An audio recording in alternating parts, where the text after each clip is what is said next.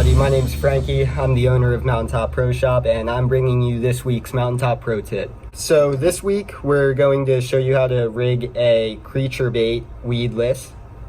And to start out, you just want to pick up your creature bait, whatever one you're using. I'm going to show you 3.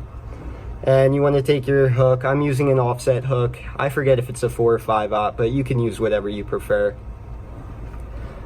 But you want to take your hook and you want to drive it about 1/4 inch down the top of your creature bait and bring it out the side like so.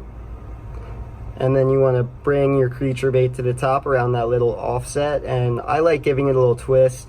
I think it makes it easier. I don't know if there's a science behind that or not, but it's what I do. Then you get it up over that eye. And then how I get them straight or to look relatively nice once you have them this far is by pushing the creature bait up a little bit and then driving the hook into the side of it. And that way you can kind of still get the legs going. They'll still, you know, keep the action they're supposed to have, and so will this. And it will also keep the shape kind of constant, or how it's supposed to be. So there's your first creature bait. Here's our second creature bait. Very similar design, just a bit smaller in my opinion.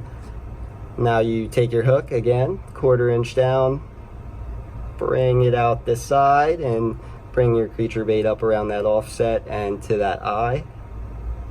Once you have it over that eye, you can push your creature bait up a little bit and drive that hook into the side of it. And there you have it. There's number 2. Easy as that.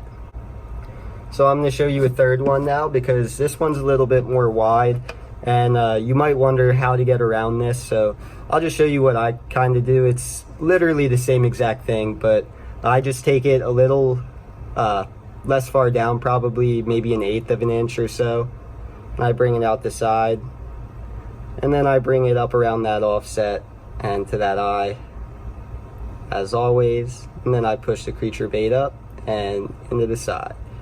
And then there's your third creature bait.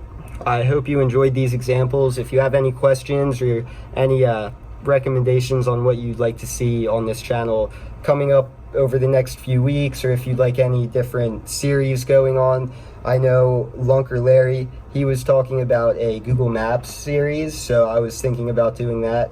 The area I live in, it's kind of crappy, so it'll give me a chance to kind of go outside of my comfort zone, I guess, and, you know, hit different areas of the state and possibly different states in general.